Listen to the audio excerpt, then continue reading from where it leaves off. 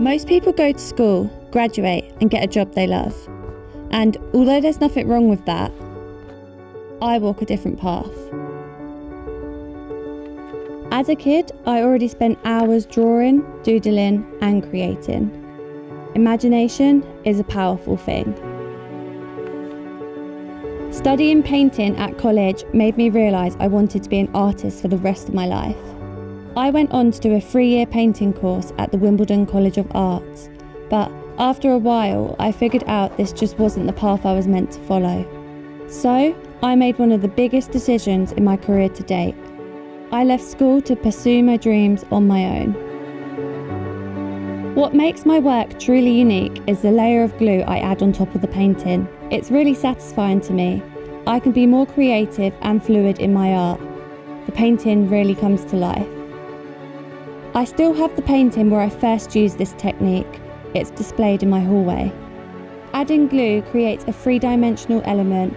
It allows people to be able to actually touch my work, to really experience it. Inspiration for the models I use in my paintings I find on social media.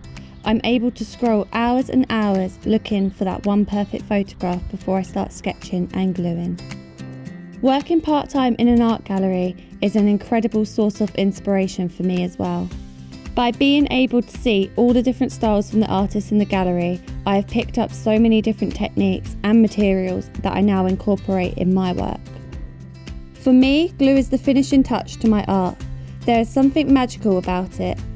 The shadows and the faces I have drawn guide me when adding the glue. I recently started introducing diamonds, gold leaf, gold gild and diamond dust into my glue pieces. The gold leaf is a really thin sheet of gold that I lay on top of the glue after the glue has dried. The other technique I use is diamond dust, which is tiny bits of crushed up glass that I sprinkle over the piece and seal with a varnish spray. Dropping out of art school was one of the most terrifying things I did. Being only 20 years old, I can't wait to see what the future brings me. I have always believed in myself when it comes to my artwork, and I wouldn't go a day without creating anything. I think there are so many people in life who are doing jobs they don't love, and I wish everyone could take the leap that I took and do what they love most.